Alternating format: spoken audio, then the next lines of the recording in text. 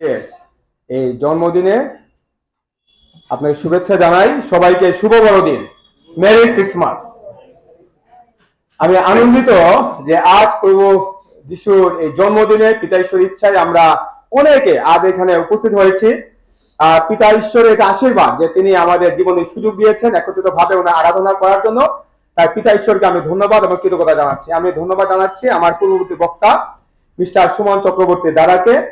উনি সুন্দরভাবে এই প্রভুর বাক্য তিনি প্রকাশ করেছেন, শুধু আমাদের বাইবেলে আলোকে নয় বরং অন্যান্য ধর্মে যিশু সম্পর্কে কি বলেছেন সেইগুলো তিনি প্রকাশ করেছেন। এবং ওনার এই প্রচার থেকে আমি ব্যক্তিগতভাবে অনেক কিছু জানতে পেরেছি। সেই জন্য দাদাকে আমি ধন্যবাদ এবং কৃতজ্ঞতা জানাচ্ছি। আমরা যারা এখানে উপস্থিত আছি আমরা সবাই জানি যে আজ হলো প্রভু যীশু খ্রিস্টের জন্মদিন। আমরা এটাকে বলে থাকি বড়দিন। এই বড়দিনকে ইংরেজিতে বলা হয় ক্রিসমাস, একে অনেকে এক্স মাস বলে থাকে। এই ক্রিসমাস শব্দটি এসেছে ক্রাইস্ট মাস শব্দ থেকে। এই ক্রাইসমাসকে সংক্ষেপে বলা হয়ে থাকে ক্রিস্টমাস। মাস শব্দ অর্থ হলো উপাসনা। সুতরাং ক্রাইস্টমাস বা ক্রিসমাস এর অর্থ হলো খ্রিস্টের উপাসনা। সুতরাং বড়দিন হলো খ্রিস্টের উপাসনা করার দিন। আর আজ আমরা এখানে উপস্থিত হয়েছি আমাদের প্রভু যীশু খ্রিস্টের উপাসনা বা আরাধনা করার জন্য। ক্রিসমাসকে আমরা বলি বড়দিন। তাই অনেকে এটা ভাবতে পারে যে আজকের দিনটা মনে অনেক বড়, সময়ের দিক থেকে মনে এটা অনেক বড়। যখন আমি ছোট ছিলাম তখন আমি এটা ভাবতাম যে আজকের দিনটা মনে হয় সময়ের দিক থেকে অনেক বড়। কিন্তু যখন আমি বড় হলাম, লেখাপড়া করলাম আর জানলাম যে না, আজকের দিনটা সময়ের দিক থেকে সবচেয়ে বড় দিন নয়। পরবর্তী সময়ে যখন আরো লেখাপড়া করলাম, বাইবেল স্টাডি করা শুরু করলাম, তখন জানতে পারলাম যে আজকের দিনের যে গুরুত্ব, আজকের দিনের যে মাহাত্ম, আজকের দিনের যে বিশেষত্ব তা অন্যান্য যে কোনো দিনের যে অনেক বেশি বা অনেক বড়। তাই আমরা এটাকে বলে থাকি বড়দিন। কেননা এই দিনে আমাদের প্রভু যীশু খ্রিস্ট তিনি জন্মগ্রহণ করেছিলেন। তিনি শুধু খ্রিস্টানদের জন্য এই পৃথিবীতে জন্মগ্রহণ করেননি, বরং তিনি ধর্ম, বর্ণ, গোত্র নির্বিশেষে পুরো মানব জাতিকে তাদের পাপ থেকে মুক্তি দেওয়ার জন্যই এই পৃথিবীতে জন্মগ্রহণ করেছিলেন। তা আজকের দিনের যে গুরুত্ব তা অন্যান্য যে কোনো দিনের চেয়ে অনেক বেশি বা অনেক বড়। তাই এটাকে আমরা বলে থাকি বড়দিন। যেহেতু প্রভু যীশু খ্রিস্ট সকলের জন্য আজকের দিনে জন্মগ্রহণ করেছিলেন, তাই আমাদের প্রত্যেকের উচিত আমরা যে ধর্ম, বর্ণ, গোত্রের লোক হই না কেন একত্রিত ভাবে আজকের এই দিনটিকে পালন করা। আমরা তো দেখি যে অনেক কবি, সাহিত্যিক, রাজনীতিবিদ তারা রয়েছেন যাদের জীবিত করা বা মৃত্যুর পরে তাদের জন্মদিন আমরা পালন করে থাকি। কিন্তু তারা কেউই আর আমার পাপ থেকে মুক্তি দেওয়ার জন্য পৃথিবীতে আসেননি।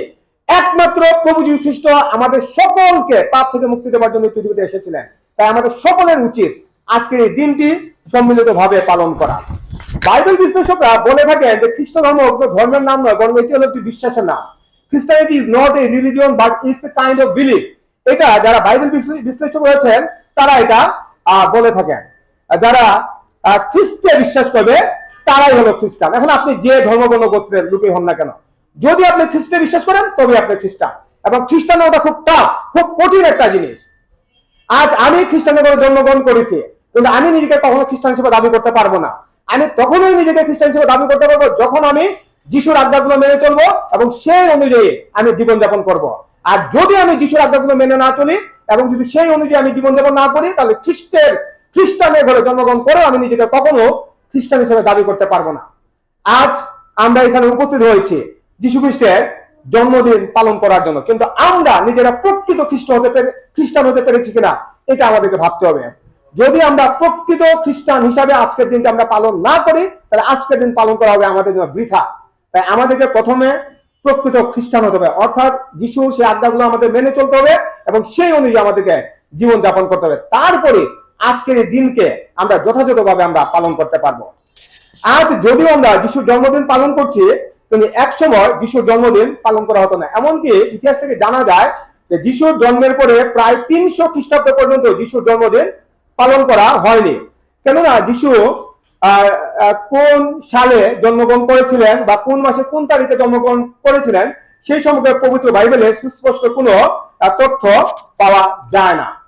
তারপরেও দেখা যায়, ইতিহাস থেকে দেখা যায় যে রোমান সম্রাট কনস্ট্যান্টাইন সর্বপ্রথম 336 খ্রিস্টাব্দে 25শে ডিসেম্বরকে বড়দিন হিসাবে পালন করেন। পরবর্তীতে পোপ প্রথম জুলিয়াস আনুষ্ঠানিকভাবে 25শে ডিসেম্বরকে যিশুর জন্মদিন হিসাবে পালন করার ঘোষণা দেন। সাধু অগাস্টিন 6 শতাব্দীতে অর্থাৎ 600 খ্রিস্টাব্দে প্রথমবারের মতো ইংল্যান্ডে বড়দিন পালন করা চালু করেন। পরবর্তীতে ব্রিটিশরা অর্থাৎ ইউরোপীয়রা পৃথিবীর সব দেশে এই বড়দিন পালন করার যে প্রথা তা তারা চালু করে, এবং আজ পৃথিবীর প্রায় প্রতিটি দেশে এই 25শে ডিসেম্বরকে যিশুর জন্মদিন হিসেবে বা বড়দিন হিসেবে পালন করা হচ্ছে, এবং সরকারি ছুটির দিন হিসাবে ওইটাকে পালন করা হচ্ছে পালন করা হচ্ছে। আমাদের মনে প্রশ্ন আসতে পারে যে পবিত্র বাইবেলে তো যিশুর জন্মের নির্দিষ্ট কোনো তথ্য নেই, তারপরে আমরা কেন এই 25শে ডিসেম্বরকে বড়দিন হিসাবে পালন করছি? তাছাড়া অনেক বাইবেল বিশ্লেষক রয়েছেন, তারা মনে করেন যিশুর জন্ম যে শীতকালে হয়েছে তা সঠিক নয়। এর কারণ হিসেবে তারা বলে থাকেন যে আমরা পবিত্র বাইবেলে দেখতে পেয়েছি যে মেষপালকেরা তারা সেই মাঠে তাদের মেষগুলোকে পাহারা দিচ্ছিল, তাই তারা বিশ্বাস করেন যে এটা শীতকাল হতে পারে না, কারণ শীতকালে মেষপালকেরা মাঠের মধ্যে থাকার কথা নয়, এবং এই মেষগুলোকে মাঠে রাখার কথা নয়, সেইগুলোকে ফুয়ারে রাখার কথা, তাই এটা হয়তো গ্রীষ্মকাল ছিল। এটা অনেক বাইবেল বিশ্লেষকরা মনে করে থাকেন। কিন্তু আমরা যদি ইতিহাস দেখি, যে দেখব যে তখন যিশুর জন্মের আগে থেকে একটা অনুষ্ঠান তখন পালন করা হতো, সেটাকে বলা স্যাটার্নালিয়া, এবং এটা পালন করা হতো সূর্য দেবতার উদ্দেশ্যে, এবং এই 25শে ডিসেম্বর তারিখে তারা এটা পালন করত। তাই বর্তমানে বেশিরভাগ বাইবেল বিশ্লেষকরা মনে করেন যে এই উৎসব পালন করার জন্যই সেদিন মেষপালকেরা সেই মাঠে তাদের মেষগুলোকে তারা পাহারা দিচ্ছিল, এবং তাই তারা সেই মাঠে অবস্থান করছিল এই শীতের মধ্যেও। এবং পরবর্তীতে দেখা যায় এই স্যাটার্নালিয়া যে উৎসব, এটা পরিবর্তে ক্রিসমাস এই উৎসবটা পালন করা শুরু হয়। কেননা স্যাটার্নালিয়া সেটা পালন করতে হয় সূর্য দেবতার জন্য। সূর্য দেবতা কি করে? আমাদের আলো দেয়, এবং লোকেরা পরবর্তীতে বিশ্বাস করে যে যীশু খ্রিস্ট হলেন জগতের আলো, তিনি আমাদেরকে আলোকিত জীবন দেন। এই ধারণা থেকে তারা স্যাটার্নালিয়া উৎসব পালন না করে ক্রিসমাস তারা পালন করা শুরু করে। তবে এই কারণে যে 25শে ডিসেম্বরকে যিশুর জন্মদিন হিসেবে পালন করা হয় তা নয়, এর পিছনে আরেকটি কারণ আছে। বাইবেল বিশ্লেষকরা এটা তারা বের করেছেন, এবং ইউরোপবাসীরা তারাও বিশ্বাস করেন, ইভেন এখনো তারা বিশ্বাস করেন যে গাব্রিয়েল দূত যেদিন মরিয়মকে দেখা দিয়েছিলেন সেটা ছিল 25শে মার্চ, এবং তারা এটাও বিশ্বাস করেন যে এই 25শে মার্চ তারিখে মরিয়ম গর্ভবতী হয়েছিলেন। এই দিনটাকে ওয়েস্টার্ন কান্ট্রিগুলোতে লেডি ডে হিসাবে পালন করা হয়। সেই হিসাব থেকে সেই 25শে মার্চ থেকে 9 মাস পরে অর্থাৎ 25শে ডিসেম্বর যিশুর জন্ম হয়েছিল বলে ধারণা করা হয়, এবং ওই হিসাব থেকে আজ পৃথিবীতে 25শে ডিসেম্বরকে যিশুর জন্মদিন হিসাবে পালন করা হয়। আমরা যদি পবিত্র বাইবেল দেখি, তাহলে পবিত্র বাইবেলে যে পুস্তকগুলো আছে এই পুস্তকগুলোর মধ্যে 2টি মাত্র পুস্তক, নতুন নিয়মের 2টি পুস্তক, মথি লিখিত সুসমাচার 1 অধ্যায় এবং 2 অধ্যায়, এবং লূক লিখিত সুসমাচার 1 অধ্যায় এবং 2 অধ্যায়। এই অংশগুলোর মধ্যে আমরা প্রভু যীশু খ্রিস্টের জন্মের ঘটনাগুলো আমরা দেখতে পাই। যিশু যে জন্মগ্রহণ করবেন এটা কোনো আকস্মিক ঘটনা ছিল না, হঠাৎ করে যিশুর জন্ম হয়নি, বরং যিশু যে জন্মগ্রহণ করবেন তা পবিত্র বাইবেলে পুরাতন নিয়মের বিভিন্ন জায়গায় এই ভবিষ্যৎবাণীগুলো করা হয়েছে। যিশুর জন্মের প্রায় 700 বছর পূর্বে যিশু ভাববাদী বলেছিলেন যে এক কন্যা গর্ভবতী হয়ে পুত্র প্রসব করবে, এবং তাহার নাম রাখা হইবে ইম্মানুয়েল, অর্থাৎ আমাদের সহিত ঈশ্বর। যিশয় 7 অধ্যায় 14 পদ। এখানে যিশু ভাববাদী বলেছেন যে এক কন্যা গর্ভবতী হবে। আমরা যদি পবিত্র বাইবেল দেখি, সেখানে এক কন্যার পরিবর্তে ভার্জিন অর্থাৎ কুমারী কন্যার এই শব্দটি ব্যবহার করা হয়েছে। আর আমরা সেই নতুন নিয়মে দেখতে পাই যে যিশু কুমারী মরিয়মের গর্ভে তিনি জন্মগ্রহণ করেছিলেন। যিশু কোথায় জন্মগ্রহণ করবেন তা পুরাতন নিয়মে উল্লেখ করা হয়েছে। যিশু জন্মের প্রায় 700 বছর পূর্বে মিখা ভাববাদী বলেছিলেন যে যিশু বেথলেহেম নগরে জন্মগ্রহণ করবেন, মিখা 5 অধ্যায় 2 পদ। আর আমরা দেখতে পাই এই ভাববাদী 700 বছর পর যিশু জেরুজালেম নগরী বেথলেহেম গ্রামে জন্মগ্রহণ করেছিলেন। যিশু জন্মের পর 2 বছরের শিশুদেরকে হত্যা করা হবে, তাও পুরাতন নিয়মে উল্লেখ করা হয়েছে। যিশু জন্মের প্রায় 580 বছর পূর্বে জিরোমীয় ভাববাদী বলেছিলেন যে ছোট শিশুদেরকে হত্যা করা হবে, জিরোমীয় 31 অধ্যায় 15 পদ। আর আমরা দেখতে পাই যিশুর জন্মের পর সেই 3 জন পণ্ডিত যখন হেরোদের কাছে ফিরে যায়নি, তখন তিনি খুব রাগান্বিত হয়েছিলেন, এবং রাগান্বিত হয়ে তিনি লোক পাঠিয়ে 2 বছর বা তার কম বয়সী শিশুদেরকে তিনি হত্যা করেছিলেন। যিশু জন্মের প্রায় 2000 বছর পূর্বে আদি পুস্তকে বলা হয়েছে যে যিশু আব্রাহামের বংশে জন্মগ্রহণ করবেন। ঈশ্বর আব্রাহামের কাছে প্রতিজ্ঞা করেছিলেন যে তিনি তার বংশকে এত বৃদ্ধি করবেন যে কেউ এটা গণনা করে শেষ করতে পারবে না। তার সেই বংশবে আকাশের তারার মতো, অথবা সেই সমুদ্র তীরের বালুকার মতো। এবং আমরা দেখতে পাই যে প্রভু যীশু খ্রিস্ট সেই অব্রাহামের বংশে তিনি জন্মগ্রহণ করেছিলেন, কেননা তার পালক পিতা যোসেফ ছিলেন অব্রাহামের বংশের লোক। এভাবে পবিত্র বাইবেলে যিশুর জন্মের বহু বছর আগে ভবিষ্যৎবাণী করা হয়েছিল যে যিশু এই পৃথিবীতে তিনি জন্মগ্রহণ করবেন, এবং এটা ছিল ঈশ্বরের এক মহা পরিকল্পনা। তাছাড়া ঈশ্বর আব্রাহামের কাছে যে প্রতিজ্ঞা করেছিলেন এবং যিশুর জন্মের মাধ্যমে তিনি তার সেই প্রতিজ্ঞা তিনি রক্ষা করেছেন। আজ পৃথিবীতে সব থেকে সংখ্যাগরিষ্ঠ হল খ্রিস্টানরা। যদি বাংলাদেশে এই সংখ্যাটা খুব কম, কিন্তু আপনি যদি ওয়ার্ল্ড পপুলেশনের কথা চিন্তা করেন তাহলে দেখবেন খ্রিস্টানরা হলো দ্য মোস্ট মেজরিটি পিপল, এবং এই সংখ্যা ক্রমাগত বাড়ছে। আমি এই যে আপনাদের সামনে প্রচার করছি, এই প্রচার করাকালীন সময়ে হয়তো আরো অনেকে প্রভু যীশু খ্রিস্টকে তাদের মুক্তিদাতা হিসেবে গ্রহণ করেছে। এইভাবে খ্রিস্টানদের সংখ্যা অনবরত বেড়েই চলছে, এবং এটা কখনোই আমরা গণনা করে শেষ করতে পারবো না। আমরা যিশুর জন্মের ক্ষেত্রে স্বর্গদূতদের আমরা উপস্থিতি দেখতে পাই। স্বর্গদূতরা বারবার স্বর্গ ছেড়ে পৃথিবীতে এসেছেন যিশুর জন্মের বার্তা অন্যদের কাছে প্রকাশ করার জন্য। যিশুর জন্মের প্রায় 1.5 বছর পূর্বে গাব্রিয়েল দূত যাজক সকরীয় এবং তার স্ত্রী ইলিশাবেথের কাছে যিশুর জন্মের কথা প্রকাশ করেছিলেন। যিশুর জন্মের 1 বছর পূর্বে সেই গাব্রিয়েল দূত মরিয়মের কাছে যিশুর জন্মের কথা প্রকাশ করেছিলেন। পরবর্তী আমরা দেখতে পাই যোসেফ যখন জানতে পারেন যে মরিয়ম গর্ভবতী হয়েছে, তখন তিনি গোপনে তাকে ত্যাগ করার সিদ্ধান্ত নেন, কিন্তু স্বপ্নে এক দূত সেই যোসেফকে দেখা দেন এবং মরিয়মকে গ্রহণ করার জন্য বলেন। আমরা আরো দেখতে পাই যে একজন স্বর্গদূত সেই মেষপালকদের কাছে যিশুর জন্মের বারোটা প্রকাশ করেছিল। আমি পরবর্তী দেখতে পাই যে স্বর্গদূতের একটা বাহিনী বা একটা দল তারা স্বর্গ থেকে নেমে আসে এবং সেই স্বর্গদূতের সাথে মিলিত হয়ে তারা ঈশ্বরের স্তব গান করা শুরু করে। আমরা আরো দেখতে পাই যে পণ্ডিতেরা যখন যিশুকে দেখার জন্য সে বেথলেহেম নগরে গিয়েছিল, তখন হেরোদ বলেছিল যেন সেই হেরোদকে এসে তারা সেই খবর জানায় যে যিশু কোথায় জন্মগ্রহণ করেছে, কেননা হেরোদ মনে মনে পরিকল্পনা করেছিল যেন সে যিশুকে মারতে পারে। কিন্তু দূত সেই পণ্ডিতকে দর্শন দিয়েছিল যেন তারা সেই পথে আর ফিরে না যায়, তখন তারা অন্য পথে তারা ফিরে গিয়েছিল। আমরা আরো দেখতে পাই যখন হেরোদ রাজা যিশুকে হত্যা করার পরিকল্পনা করেছিলেন, তখন একজন দূত সেই যোসেফকে দর্শন দিয়েছিলেন এবং মরিয়মকে এবং সেই যিশুকে নিয়ে মিশরে পালিয়ে যাবার কথা বলেছিলেন। আবার আমরা দেখতে পাই যে হেরোদ মারা যাবার পর একজন দূত যোসেফকে বলেছিলেন ইসরায়েল দেশে যাবার জন্য। যখন যোসেফ সেই ইসরায়েল দেশে আসলেন এবং তিনি জানতে পারলেন যে হেরোদের পুত্র সেখানে শাসন করছেন, তখন স্বপ্নে একজন দূত তাকে আদেশ দিয়েছিলেন যেন তিনি গালিল দেশের নাসরত গ্রামে চলে যান।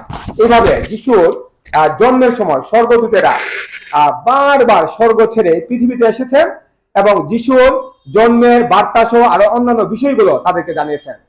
তাহলে যিশু এলেন পৃথিবীর একমাত্র ব্যক্তি যার জন্মের সময় স্বর্গদূতরা বারবার স্বর্গ ছেড়ে পৃথিবীতে তারা এসেছেন এবং লোকদেরকে যিশুর জন্মের কথাগুলো বলেছেন। আর কারো জন্মের সময় এই ঘটনাগুলো ঘটেনি।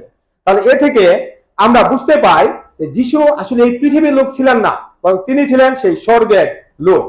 যিশুর জন্মের ক্ষেত্রে 3টি বিষয় জড়িত ছিল, যথা রিকনসিলিয়েশন অর্থাৎ পুনর্মিলন বা সম্মিলন, 2 ফরগিভনেস ক্ষমা, এবং 3 রিডেমশন অর্থাৎ উদ্ধার বা পুনরুদ্ধার। রিকনসিলিয়েশন বাংলা যদিও পুনর্মিলন বা সম্মিলন, কিন্তু এর মূল অর্থ হলো two restore relationship with god অর্থাৎ ঈশ্বরের সাথে আমাদের সম্পর্কের পুনরুদ্ধার করা। যেদিন আদম এবং হবা সেই সৎ জ্ঞানদায়ক বৃক্ষের ফল খেয়েছিল তখন তারা পাপ করেছিল এবং ঈশ্বরের সাথে তাদের যে সম্পর্ক ছিল সেটা ছিন্ন হয়ে গিয়েছিল, কিন্তু ঈশ্বর মানুষকে ভুলে যাননি।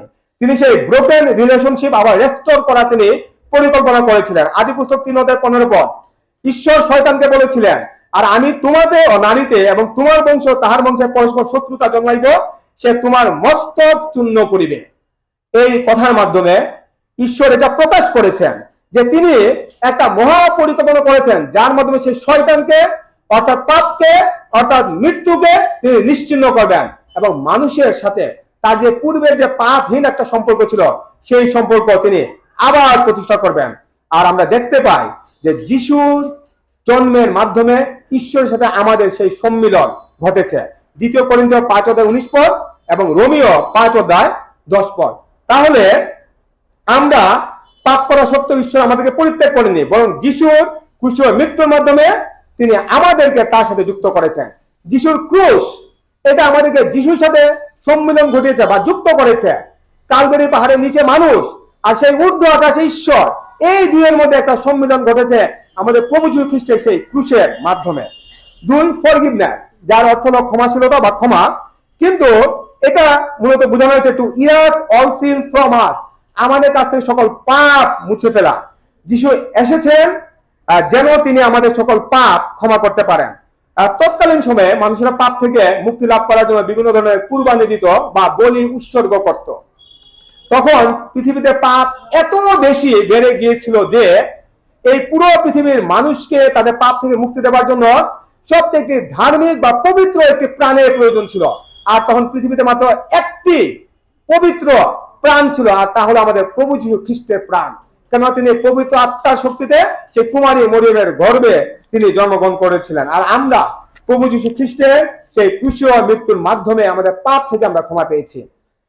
প্রভু যীশু যখন ক্রুশে ছিলেন তখন তিনি 7টি বাণী বলেছিলেন, যেটাকে আমরা সপ্ত বাণী বলে থাকি। তার প্রথম বাণীটি ছিল, পিতৃ ইহাদিগকে ক্ষমা করো, কেননা ইহারা কি করিতেছে তাহা জানে না। এটি ছিল আমাদের পাপের জন্য ক্ষমা চেয়ে ঈশ্বরের কাছে প্রভু যীশু খ্রিস্টের একটি প্রার্থনা, এবং তিনি জগতের সকল মানুষের পাপের জন্য ক্ষমা চেয়েছেন। যারা তাকে আঘাত করেছে তাদের জন্য তিনি ক্ষমা চেয়েছেন। একজন মানুষও এই ক্ষমা থেকে বাদ যায়নি। একদম জগতের প্রথম মানুষ আদম হাওয়া থেকে শুরু করে আজকের দিনে আমরা যারা জীবিত আছি, ভবিষ্যতে যারা জন্মগ্রহণ করবেন, প্রত্যেকের পাপের জন্য তিনি ক্ষমা চেয়েছেন, এবং আমরা প্রত্যেকেই আমাদের পাপ থেকে ক্ষমা পেয়েছি সেই প্রভু যীশু খ্রিস্টের মাধ্যমে। 3, রিডেমশন, যেটা বাংলা বলে পুনরুদ্ধার, কিন্তু এর প্রকৃত অর্থ হলো লিবারেশন ফ্রম সিন, অর্থাৎ পাপ থেকে মুক্তি লাভ করা। আমরা একটি নতুন জীবন পেয়েছি প্রভু যীশু খ্রিস্টের মাধ্যমে। আমরা আমাদের যে আদি পিতামাতা তাদের মাধ্যমে আমাদের জীবনে মৃত্যু এসেছে, শারীরিক মৃত্যু এবং আত্মিক মৃত্যু, কিন্তু যিশুর মাধ্যমে আমরা একটি নতুন জীবন বা অনন্ত জীবন পেয়েছি। 2 করিন্থীয় 5:17 পদ। যদি আমরা যিশুর উপরে বিশ্বাস করি তাহলে আমাদের কখনো আত্মিক মৃত্যু হবে না। আমরা শারীরিকভাবে মৃত্যুবরণ করতে পারি, কিন্তু আত্মিক মৃত্যু আমাদের কখনোই হবে না। এটা বাক্য বলে, জীবিত কালেও হবে না, মৃত্যুর পরেও হবে না। যিশু বলেছেন, যে আমাদের বিশ্বাস করে সে মরলেও জীবিত হবে, আর যে জীবিত আছে এবং আমাদের বিশ্বাস করে সে কখনো মারা যাবে না। এই কথার মাধ্যমে যিশু আমাদের এটা বুঝিয়েছেন যে আমরা যদি যিশুর উপর বিশ্বাস করি তাহলে জীবিতকালে এমনকি মৃত্যুর পরেও আমরা আত্মিকভাবে সবসময় জীবিত থাকবো। অনেক আগে রিডেমশন বলতে দাসত্ব থেকে মুক্তি লাভ করাকে বোঝানো হতো। তখন কোন দাস প্রভুকে কেউ যদি সেই দাসের জন্য উপযুক্ত মূল্য দিত তাহলে সেই দাস প্রভু সেই দাসকে মুক্ত করে দিতেন। আমাদের আদি পিতামাতা যখন পাপ করেছিল তখন তারা পাপের দাসত্ব তারা মেনে নিয়েছিল, তাদের মাধ্যমে আমরাও সেই পাপের দাসত্ব মেনে নিয়েছিলাম। কিন্তু প্রভু যীশু খ্রিস্টের সেই ক্রুশীয় রক্তের মাধ্যমে, সেই নিষ্পাপ প্রাণ উৎসর্গের মাধ্যমে আমরা সেই পাপের দাসত্ব থেকে আমরা মুক্তি লাভ করেছি। কেননা তিনি তার সেই নিষ্পাপ রক্ত দিয়ে আমাদের ক্রয় করেছেন। আমরা কৃত হয়েছি প্রভু যীশু খ্রিস্টের রক্তে, তাই এখন আমরা আর পাপী নই, কিন্তু আমরা স্বাধীন। তাহলে যিশু জন্মগ্রহণ করেছিলেন ঈশ্বরের সাথে আমাদের সম্পর্ককে পুনরুদ্ধার করার জন্য, আমাদেরকে পাপ থেকে ক্ষমা প্রদান করার জন্য, এবং পাপের দাসত্ব থেকে আমাদেরকে মুক্তি দেবার জন্য। যিশুর জন্মের ক্ষেত্রে 3টি সুপার ন্যাচারাল ঘটনা ঘটেছিল। 1 নম্বর, সুপার ন্যাচারাল প্রেগন্যান্সি। মরিয়মের গর্ভবতী হওয়ার ঘটনাটা ছিল সুপার ন্যাচারাল প্রেগন্যান্সি। অনেকে বলে থাকেন যে ইলিশাবেথের গর্ভবতী হওয়ার ঘটনাটিও ছিল একটি সুপার ন্যাচারাল প্রেগন্যান্সি, কেননা তিনি ছিলেন বন্ধ্যা এবং তার অনেক বয়স হয়েছিল। কিন্তু এটা কোনো সুপার ন্যাচারাল প্রেগন্যান্সি ছিল না, কেননা তার বিয়ে হয়েছিল এবং তার স্বামী ছিল। কিন্তু মরিয়মের ক্ষেত্রে আমরা দেখতে পাই তিনি ছিলেন একজন কুমারী, আর যদিও যোসেফের সাথে তার বাগদান হয়েছিল কিন্তু তাদের মধ্যে কোনো শারীরিক সম্পর্ক হয়নি। এবং এই যিশুর জন্ম হয়েছিল এই মরিয়মের গর্ভে পবিত্র আত্মার শক্তিতে। তাই মরিয়মের প্রেগন্যান্সিটাই ছিল একদম পারফেক্ট সুপার ন্যাচারাল প্রেগন্যান্সি। 2 নম্বর ঘটনা, সুপার ন্যাচারাল মুভমেন্ট।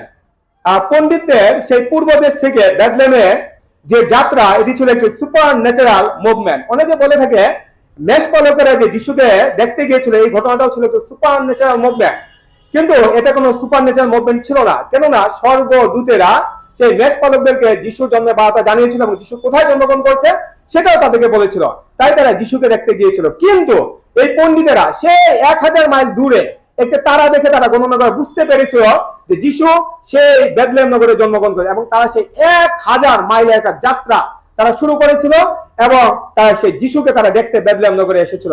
তাই এই পণ্ডিতদের যে মুভমেন্ট বা যাত্রা, এটাই ছিল একটা পারফেক্ট সুপার ন্যাচারাল মুভমেন্ট। 3 নম্বর, সুপার ন্যাচারাল মেসেজ। আমরা দেখতে পাই যে গাব্রিয়েল দূত যিশুর জন্মের বিভিন্ন বার্তাগুলো সেই ইলিশাবেথের কাছে বা শকুরের কাছে প্রকাশ করেছিলেন, মরিয়মের কাছে প্রকাশ করেছিলেন, জোসেফের কাছে প্রকাশ করেছিলেন। অনেকেরা বলে থাকেন যে এই মেসেজগুলো ছিল সুপার ন্যাচারাল মেসেজ, কিন্তু এই মেসেজগুলো সুপার ন্যাচারাল মেসেজ ছিল না। লূক 2:10 স্বর্গদূত মেষপালকদের কাছে বলেছিলেন, আমি তোমাদের মহানন্দের সুসমাচার জানাইতেছি, সেই আনন্দ সমুদয় লোকেরই হইবে। এটি ছিল একটি পারফেক্ট সুপার ন্যাচারাল মেসেজ। কেননা এই আনন্দের সুসমাচার, পাপ থেকে মুক্তি লাভের সুসমাচার, এটা কেবল নির্দিষ্ট কোন ধর্মের লোকদের জন্য ছিল না, এটা ছিল পুরো মানব জাতির জন্য। তাই সেই স্বর্গদূত মেষপালকদেরকে যে মেসেজ দিয়েছিলেন, সেটাই ছিল একটি পারফেক্ট সুপার ন্যাচারাল মেসেজ। এইভাবে যিশুর জন্মের সাথে অনেকগুলো সুপার ন্যাচারাল ইভেন্ট জড়িত ছিল।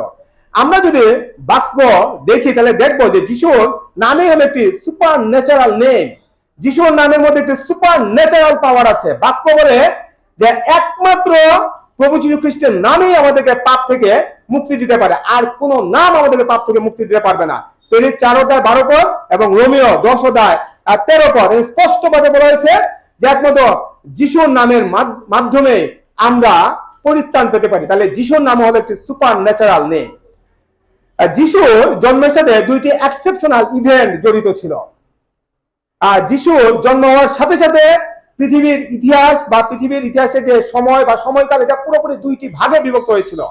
যিশুর জন্মের যে পূর্বের সময়, এটাকে আমরা বলে থাকি খ্রিস্টপূর্বাব্দ, বিসি বা বিফোর ক্রাইস্ট, এবং যিশুর জন্ম থেকে পরবর্তী আজকের দিন অবধি যে সময়, সেটাকে আমরা বলে দিই খ্রিস্টাব্দ, এডি বা অ্যানো ডোমিনি। আর একটা ঘটনা ছিল যে যিশুর জন্মের মাধ্যমে আমাদের পবিত্র বাইবেলের 2টি অংশের সৃষ্টি হয়েছিল। পুরাতন নিয়ম ওল্ড টেস্টামেন্ট এবং নতুন নিয়ম নিউ টেস্টামেন্ট। একদম সৃষ্টির ঘটনা থেকে শুরু করে যিশু জন্মের আগ পর্যন্ত যত কাহিনী আছে, সেগুলো আমরা সেই পুরাতন নিয়মে আমরা দেখতে পাই, যেখানে 39টি পুস্তক রয়েছে। এবং যিশুর জন্ম থেকে শুরু করে ভবিষ্যতে পৃথিবীতে কি হবে, সেইগুলোর বর্ণনা আমরা নতুন নিয়মে দেখতে পাই, যেখানে 27টি পুস্তক রয়েছে। তাহলে যিশুর জন্মের মাধ্যমে এই এক্সেপশনাল ঘটনাগুলো ঘটেছিল। অনেকে যিশুর জন্মের ঘটনা কে বা অন্যান্য ঘটনাগুলোকে গল্প বা কাল্পনিক কাহিনী বলে মনে করেন। কেননা তারা যখন যিশুর জন্ম থেকে স্বর্গারোহণ পর্যন্ত বিভিন্ন কাহিনীগুলো তারা শুনে, তখন তারা এত আশ্চর্য হয়ে যান যে তারা এগুলো বিশ্বাস করতে চান না। আজ আমি আপনাদের উদ্দেশ্যে বলতে চাই, আপনারা যদি জেরুজালেম নগরীর 8 কিলোমিটার দক্ষিণে অবস্থিত বেথলেহেম গ্রামে, যেখানে যিশু জন্মগ্রহণ করেছেন, সেখানে যান, সেখানে আপনারা একটি গির্জাঘর দেখতে পাবেন। তার নাম হলো দ্য চার্চ অফ নেটিভিটি।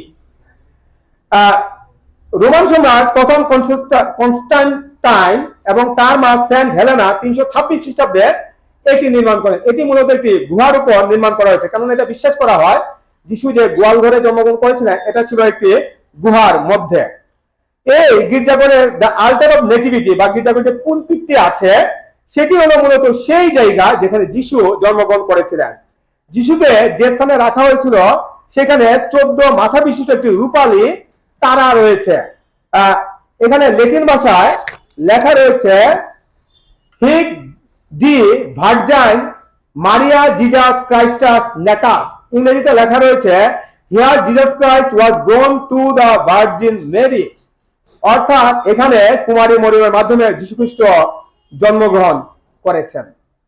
এই তারার মাঝখানে যে গোলাকার একটা গর্ত আছে, তার নিচে একটি পাথর আছে, আর এটা হলো সেই পাথর যেখানে মরিয়ম শুয়েছিলেন এবং যিশুকে জন্ম দিয়েছিলেন। এই গির্জার একটা বিশিষ্ট বৈশিষ্ট্য হলো এর দরজাগুলো খুব নিচু। এর অর্থ হলো বা এইগুলা নিচু দেওয়ার কারণ হলো, যখন লোকেরা এই গির্জাঘরে প্রবেশ করে, তখন তারা যেন মাথা নত করে যেন সেই গির্জাঘরে তারা যেন প্রবেশ করে। 2012 সালের 29শে জুন ইউনেস্কো এই গির্জাঘরটিকে ওয়ার্ল্ড হেরিটেজ সাইট বা বিশ্ব ঐতিহ্য স্থান হিসেবে ঘোষণা করেছে। রোমান ক্যাথলিক, অর্থোডক্স এবং আমেরিকান অ্যাপোস্টলিক চার্চ, এই 3টি সম্প্রদায় একত্রিতভাবে এই গির্জাঘরটি রক্ষণাবেক্ষণ করে থাকে, এবং এই 3টি সম্প্রদায় 3টি ভিন্ন তারিখে বড়দিন পালন করে থাকে। 24 এবং 25শে ডিসেম্বর ক্যাথলিকরা, 6 এবং 7 জানুয়ারি অর্থোডক্সরা এবং 18 ও 19শে জানুয়ারি আমেরিকান অ্যাপোস্টলিক চার্চ বেথলেহেম শহরের এই ভিন্ন ভিন্ন সময়ে যিশুর বড়দিন পালন করে থাকে। তাই আপনি যখন আজ এই বেথলেহেম নগরীতে যাবেন, এই চার্চ অফ নেটিভিটি দেখবেন আর বিভিন্ন সম্প্রদায়গুলোর জন্মদিন পালন করার ঘটনাগুলো দেখবেন, তখন আপনি বিশ্বাস করতে বাধ্য হবেন যে যিশু এই পৃথিবীতে জন্মগ্রহণ করেছিলেন এবং তার মাধ্যমে আশ্চর্য ঘটনাগুলো ঘটেছিল। বাক্য বলে যদিও যিশু মানুষের পৃথিবীতে জন্মগ্রহণ করেছেন, তিনি ছিলেন মূলত ঈশ্বর। আমরা বিশ্বাস করি যে ঈশ্বর নিরাকার এবং তিনি একই সময় সর্বত্র বিরাজমান। তিনি যে কেবল এই গির্জাঘরে আছেন এমন নয়, আমরা যারা উপস্থিত আছি আমাদের মাঝে অবস্থান করে এমন নয়, যারা গির্জাঘরে উপস্থিত হয়নি তাদের গৃহে আজ ঈশ্বর আছেন, যিশু অবস্থান করছেন এবং তিনি সর্বত্র তিনি বিরাজমান। আমরা যদি বাক্য করি যে আমাদের মধ্যে মহাবিশ্বের প্রতিটি জায়গায় তিনি বিচরণ করছেন, যেখানে মানুষের যাওয়া সম্ভব না সেখানে তিনি বিচরণ করেন, এমনকি প্রতিটি প্রাণী তিনি খবর রাখেন। বিশাল তিমি মাছ থেকে শুরু করে ক্ষুদ্র এমিবা নামক যে জীব বা প্রাণী রয়েছে তারও তিনি খবর রাখেন। যে ঈশ্বরের এত ক্ষমতা, তিনি কি মানুষ বেশি পৃথিবীতে জন্মগ্রহণ করতে পারেন না? অবশ্যই পারেন, এবং তিনি মানুষ বেশে এই পৃথিবীতে জন্মগ্রহণ করেছেন। যোহান 1:14 আর সেই বাক্য মাংসে মূর্তিমান হইলেন এবং আমাদের মধ্যে প্রবাস করিলেন। তাহলে আজকের এই দিনে ঈশ্বর মানুষ হয়ে যিশু নাম ধারণ করে এই পৃথিবীতে জন্মগ্রহণ করেছিলেন। যিশুর জীবনের বিভিন্ন ঘটনাগুলো আমাদেরকে এটা বিশ্বাস করতে বাধ্য করে যে তিনি এই পৃথিবীর মানুষ ছিলেন না, বরং তিনি ছিলেন স্বর্গের ঈশ্বর। আমরা জানি মানুষের জীবনকাল 3টি পর্যায়ে বিভক্ত: জন্ম, কার্যকাল এবং মৃত্যু। কিন্তু যিশুর জীবনকাল 6টি পর্যায়ে বিভক্ত: জন্ম, কার্যকাল, মৃত্যু, পুনরুত্থান, স্বর্গারোহণ এবং পুনরাগমন। আজ অনেকে বলতে পারেন যে ঈশ্বরের মানুষ হয়ে জন্মগ্রহণ করার কি প্রয়োজন ছিল, কিন্তু ঈশ্বর হিসেবেও জন্মগ্রহণ করতে পারতেন। কিন্তু বাক্য বলে যে আমরা সবাই পাপী, আমরা সবাই পাপ করেছি। রোমীয় পুস্তকে স্পষ্টভাবে বলা হয়েছে যে সকলেই পাপ করিল। আর ঈশ্বর হলেন পুরোপুরি ধার্মিক, কোন প্রকার পাপ উনার মধ্যে নেই। তিনি যেখানে থাকবেন সেখানে কখনোই পাপ থাকতে পারবে না। আজ ঈশ্বর যদি আমার সামনে আসেন, আমরা পাপময় দেহ নিয়ে কখনো ওনার সামনে আমরা দাঁড়াতেই পারবো না, আমরা মারা যাব, আমরা আগুনে পুড়ে ছাই হয়ে যাব। তাই মানুষ হয়ে ঈশ্বরের পৃথিবীতে জন্মগ্রহণ করাটা হলো আমাদের প্রতি উনার দয়া, আমাদের প্রতি উনার ভালোবাসা, যেন আমরা উনার সান্নিধ্য লাভ করতে পারি। সেই জন্য তিনি মানুষ হয়ে এই পৃথিবীতে তিনি জন্ম লাভ করেছেন। যদিও আমরা বলছি যে যিশুর মাধ্যমে আমরা অনন্ত জীবন পেয়েছি, কিন্তু বাক্য বলে আমরা অনেকেই সেই অনন্ত জীবন বা পরিত্রাণ লাভ করতে পারবো না। যাদের পরিত্রাণ পাবার কথা তারা অনেকেই পরিত্রাণ পাবে না, আবার অনেকেই পরিত্রাণ পাবার কথা নয়, তারা অনেকেই পরিত্রাণ পেতে পারে। বাক্য বলে আমরা দেখেছি যিশুর মৃত্যুর সময়ে 2 জন দস্যুকে ক্রুশবিদ্ধ করা হয়েছিল, তাদের মধ্যে একজন দস্যু তাৎক্ষণিকভাবে পরমদেশ লাভ করেছিল। আমরা ব্যভিচারিণী সমরীয় সেই মহিলার কথা জানি, সেই মহিলা তো ব্যভিচার করতো, তার তো পরিত্রাণ পাবার কথা ছিল না, সেও পরিত্রাণ পেয়েছিল। আর আমরা দেখতে পাই সেই গোয়াল ঘরে যে মালিক ছিল, যার গোয়াল ঘরে প্রভু যীশু খ্রিস্ট জন্মগ্রহণ করেছিল, সে জানতেই পারেনি যে যিশু তার গোয়াল ঘরে জন্মগ্রহণ করেছে, সে তার জীবনে পরিত্রাণ লাভ করতে পারেনি। মতি 2:11-12 আমরা দেখতে পাই যে পূর্বদেশ থেকে কয়েকজন পণ্ডিত যিশুকে দেখতে এসেছিলেন। আমার পূর্ববর্তী বক্তা তিনি বলে গেছেন পূর্বদেশ বলতে মূলত সেই ইরান দেশকে বোঝানো হয়েছে, এবং বাইবেল বিশ্লেষকরা বলে থাকেন যে পূর্বদেশ ছিল মূলত সেই ইরান দেশ। এবং আমরা দেখতে পাই যে এখানে 3 জন পণ্ডিত ছিলেন, যদিও বাইবেলে স্পষ্ট ব্যাখ্যা নেই, কিন্তু বাইবেল বিশ্লেষকরা বলেন এখানে 3 জন পণ্ডিত ছিলেন, কেননা তারা 3টি উপহার যিশুকে দিয়েছিলেন: স্বর্ণ, কুন্দরু এবং গন্ধরস। এ থেকে বিশ্বাস করা হয় যে 3 জন পণ্ডিত ছিলেন। এই পণ্ডিতদেরকে ইংরেজিতে বলা হয় দ্য মেজাই, অন্যান্য পণ্ডিতদেরকে বলা হয় দ্য ওয়াইজ বা দ্য ওয়াইজ ম্যান, এবং তাদের থেকে এই 3 জনকে আলাদা করার জন্য দ্য মেজাই শব্দটি ব্যবহার করা হয়। এই পণ্ডিতরা ছিলেন প্রথম ব্যক্তি যারা যিশু জন্মের পর যিশুকে রাজা হিসাবে ঘোষণা করেছে। তারা হেরোদ রাজার কাছে গিয়ে জানতে চেয়েছিলেন যে ইহুদীদের যে রাজা জন্মেছেন তিনি কোথায়। আর এই ব্যক্তিরাই ছিলেন প্রথম ব্যক্তি যারা পৃথিবীতে ক্রিসমাস গিফট দেওয়ার কথা তারা চালু করেছিলেন। আজ আমরা হয়তো একে অপরকে অনেক গিফট দিতে পারি বড়দিন উপলক্ষে, কিন্তু যিশুকে প্রথম যে গিফট দিয়েছিল এই 3 জন ব্যক্তি, এবং তারাই সেই ক্রিসমাস গিফট দেওয়ার প্রচলন তারা শুরু করেছিল। আমরা দেখতে পাই যিশুর জন্মের সময় পূর্ব দিকে একটি বড় তারা উঠেছিল এবং পণ্ডিতদেরকে পথ দেখিয়েছিল, আর যে ঘরে যিশু ছিলেন ঠিক সেই ঘরের উপরে এসে স্থির হয়েছিল। অনেকে এই তারাকে বলে থাকে দ্য স্টার অফ দ্য মেজাই। তবে অনেকে মনে করেন যে এটা আসলে কোনো তারা ছিল না, এটা ছিল একটা স্বর্গদূত, এবং ঈশ্বর এই স্বর্গদূতকে তারা হিসেবে পাঠিয়েছিলেন যেন এই স্বর্গদূত পণ্ডিতদেরকে পথ দেখাতে পারেন। অনেকে প্রশ্ন করেন যিশু কেন গোয়াল ঘরে জন্মগ্রহণ করেছেন, তিনি তো কোনো দামি প্রাসাদে জন্মগ্রহণ করতে পারতেন। কিন্তু আমরা যদি দেখি বাক্য পাঠ করে আমরা বুঝবো যে যিশু এই গোয়াল ঘরে জন্মগ্রহণ করে তিনি তার নম্রতাকে প্রকাশ করেছেন। তিনি সাধারণ মানুষের জন্য পৃথিবীতে এসেছিলেন, আপনার আমার মতো পাপীকে পাপ থেকে মুক্তি দেওয়ার জন্যই তিনি পৃথিবীতে এসেছিলেন। তাই তিনি নম্রভাবে এই গোয়াল ঘরে তিনি জন্মগ্রহণ করেছেন। অনেকে এটা প্রশ্ন করেন যে পান্থশালায় কেন যিশুর স্থান হয়নি, অন্যদের তো স্থান হয়েছে, যিশুর কেন স্থান হয়নি? আমরা পবিত্র বাইবেলে আমরা দেখতে পাই যে তখন নাম লিখাবার জন্য লোকেরা তাদের নিজ নিজ নগরে তারা গিয়েছিল। আর যোসেফও মরিয়মকে নিয়ে তার সেই নিজ নগর বেথলেমে গিয়েছিল, সেখানে আরো অনেক লোকেরা ছিল, তাই হয়তো তাদের পান্থশালায় স্থান হয়নি। এটাই কি মূল কারণ ছিল? না, এটাই মূল কারণ ছিল না। মূল কারণ ছিল তখনকার লোকেরা যিশুর মূল্য বুঝেনি। সেই গোয়াল ঘরে কে জন্মগ্রহণ করেছে তা তারা জানতোই না। আজ যদি আমাদের এখানে একজন বিখ্যাত ব্যক্তি খুব সাধারণ পোশাকে থাকেন, আমরা তো ওনাকে গুরুত্ব দিব না, কিন্তু আমরা যখন জানবো না উনি একজন বিখ্যাত ব্যক্তি, তখন আমরা নিজের স্থান ছেড়ে দিয়ে হলেও ওনাকে আমরা স্থান দিব। সেই দিনের লোকেরাও যিশুর সেই মূল্য তারা বুঝেনি, তাই যিশুর স্থান হয়নি। আজ এই 2000 বছর পরেও আমরা কি যিশুর মূল্য বুঝি? আমরা কি যিশুকে গুরুত্ব দেই? না, আমরা অনেকে যিশুর মূল্য বুঝি না, তাকে আমরা গুরুত্ব দেই না। আমরা কেবল মুখে যিশুকে গ্রহণ করেছি, কিন্তু অন্তর দিয়ে আমরা যিশুকে গ্রহণ করিনি। যখন শিষ্যেরা থোমাকে বলেছিল আমরা যিশুকে দেখেছি, তখন থোমা বিশ্বাস করেনি। 8 দিন পর যখন ঘর বন্ধ ছিল, তখন যিশু আবার শিষ্যদের দেখা দেন এবং তিনি থোমাকে বলেছিলেন যে এই দিকে তোমার অঙ্গুলি বাড়াইয়া দেও, আমার হাত দুইখানি দেখো, আর তোমার হাত বাড়াইয়া দেও, আমার কুক্ষি দেশের মধ্যে দেও, এবং অবিশ্বাস হইও না, বিশ্বাস হও। যোহন 20:27 পদ। তখন থোমা চিৎকার করে বলেছিল, প্রভু আমার, ঈশ্বর আমার, মাই লর্ড, মাই গড। এভাবে হয়তো আমরা অনেকেই থোমার মতো আছি, যারা আমরা এখনো বিশ্বাস করতে পারি না যে যিশুর মাধ্যমে আমরা পরিত্রাণ পাবো। যিশু থোমাকে বলেছিলেন তুমি দেখিয়াছ বলিয়া বিশ্বাস করিয়াছ, কিন্তু ধন্য তাহারা যারা না দেখিয়া বিশ্বাস করিল।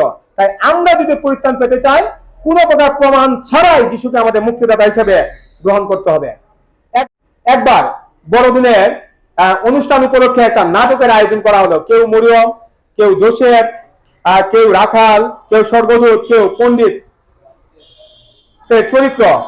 চরিত্রে অভিনয় করবে, সেগুলো তারা সেজেছে। এবং একটি ছোট মেয়ে, সে সেজেছে গোয়াল ঘরের মালিক। এবং তাকে বলা হলো যখন মরিয়ম এবং যোসেফ সেই গোয়াল ঘরে আসবে, তখন যেন সে চিৎকার করে বলে যে এখানে যিশুর জন্য কোনো জায়গা নেই। নাটক শুরু হলো। কিছুক্ষণ পর মরিয়ম এবং যোসেফ আসলো। তখন সেই মেয়েটি এগিয়ে আসলো, এগিয়ে এসে সে চুপ করে রইল। তখন পাশ থেকে একজন বলো, এই তুমি তোমার ডায়লগ বলো। সে চুপ করে রইল। তখন আবার তাকে বলো, তুমি তোমার ডায়লগ বলো। তখন সে আবার চুপ করে রইল। তখন তাকে বারবার বলা হলো, তুমি তোমার ডায়লগ বলো, তুমি তোমার ডায়লগ বলো। কিন্তু মেয়েটি কোনো ডায়লগ বলো না, বরং সে কাঁদতে শুরু করলো এবং সে দৌড় দিয়ে সে চলে গেল এবং সে চিৎকার করে বলতে লাগলো, আমি এই কথা বলতে পারবো না যে আমার এখানে যিশুর কোনো স্থান নেই, আমি এই কথা বলতে পারবো না। সেই ছোট্ট শিশুটি নাটকের মধ্যেও যিশুর প্রতি তার ভালোবাসা উপলব্ধি করেছিল। আজ আমরা এখানে যারা উপস্থিত হয়েছে, আমরা কি সেই ছোট্ট শিশুর মতো উপলব্ধি করতে পেরেছি যে যিশু, আমি তোমাকে আমার হৃদয়ে স্থান দিতে চাই? যদি আমরা এটা উপলব্ধি করি, তাহলে যিশুর মাধ্যমে আমরা তার সেই নিয়মিত স্থানে, সেই স্বর্গীয় স্থানে আমরা স্থান লাভ করব। বড়দিন উপলক্ষে আজ আমরা আমাদের ঘর বাড়ি সাজিয়েছি, কিন্তু আমরা কি যিশুর ঘর সাজিয়েছি? যার জন্মদিন অবশ্যই আমরা তার ঘর সাজাই, এবং আমরা অনেকেই হয়তো এই গির্জাঘর আমরা সাজিয়েছি, কিন্তু যিশুর প্রকৃত ঘর এই গির্জাঘর নয়। যিশুর প্রকৃত ঘর হলো আমাদের হৃদয়, আমাদের মন। আমরা এটা সাজিয়েছি কিনা এটা আমাদের ভাবতে হবে। আমরা এই গির্জাঘর সাজাতে পারি, সুন্দর সুন্দর কাপড় পরে আমরা আমাদের দেহকে সাজাতে পারি, কিন্তু আমরা যদি আমাদের হৃদয়কে সজ্জিত না করি, ধার্মিকতার বস্ত্র পরিধান করে যদি আমরা আমাদের হৃদয়কে যদি আমরা ধার্মিক না করি, তাহলে যিশু কখনোই আমাদের হৃদয়ে আসবে না। বাক্য বলে যে আমরা প্রত্যেকে হলো এক একটি দেহরূপ মণ্ডলী, আমাদের মস্তক হলেন যিশু এবং পবিত্র আত্মা আমাদের হৃদয়ে তিনি বাস করেন। তাই আমরা যদি যিশুকে আমাদের হৃদয়ে স্থান দিতে চাই, তাহলে প্রথমে আমাদের হৃদয়কে আমাদের সজ্জিত করতে হবে। খ্রিস্টদের ভক্তগণ, আমরা যিশুর নামে পাপ থেকে মুক্তি লাভ করেছি। আমি আপনাদেরকে এই সুসমাচার সবাইকে আজ আবার আমি জানাচ্ছি যে যিশু খ্রিস্ট আমাদের প্রত্যেককে, আপনি যে ধর্ম বর্ণ গোত্রের লোকই হন না কেন, আপনি ধনী গরিব হন না কেন, আপনি শিক্ষিত অশিক্ষিত হন না কেন, আপনি যাই হন না কেন, আপনাদের প্রত্যেকে পাপের জন্যই তিনি, পাপ থেকে মুক্তি দেওয়ার জন্যই এই পৃথিবীতে তিনি এসেছিলেন এবং তিনি আপনাদের প্রত্যেকেই আপনাদের পাপ থেকে তিনি মুক্তি দিয়েছেন। আজ আমরা এখানে যারা উপস্থিত হয়েছি, আমি আপনাদেরকে আরেকটা সুখবর জানাতে চাই যে পিতা ঈশ্বর সেই মানুষ রূপে যীশু খ্রিস্ট হিসাবে পৃথিবীতে জন্মগ্রহণ করেছিলেন এবং এটা ছিল আমাদের জন্য একটা বিরাট উপহার। যীশু খ্রিস্ট নাম ধারণ করে তিনি পৃথিবীতে এসেছেন এবং এটা ছিল আমাদের জন্য একটা Christmas gift. God has gifted us Jesus Christ as a Christmas gift to us. ঈশ্বর যীশু খ্রিস্টকে আমাদেরকে উপহার দিয়েছেন একটা বড়দিনের উপহার হিসাবে। খ্রিস্টের ভক্তগণ, আমরা মানুষ দেশে এখনো পৃথিবীতে জীবিত আছি, কিন্তু আমরা এক সময় মারা যাব। এই পৃথিবী ছেড়ে আমাদেরকে চলে যেতেই হবে। কিন্তু আমি বিশ্বাস করি মৃত্যুর পর আজকের এই দিনে, এই বড়দিনের দিনে যেভাবে আমরা সম্মিলিতভাবে ঈশ্বরের আরাধনা করছি, যিশুর জন্মদিন পালন করছি, সেইভাবে সেই স্বর্গীয় স্থানে গিয়েও আমরা সম্মিলিতভাবে আমরা সেই যিশুর জন্মদিন পালন করব এবং সেই পর্যন্ত ঈশ্বর আমাদেরকে প্রচুর আশীর্বাদ দান করুন। আবারও আমি আপনাদের প্রত্যেকে বড়দিনের শুভেচ্ছা জানাচ্ছি এবং পিতা ঈশ্বর আমার মাধ্যমে যে বাক্য প্রকাশ করেছেন, সেই বাক্যের মাধ্যমে তিনি আমাদের প্রত্যেককে প্রচুর আশীর্বাদ দান করুন। আমেন।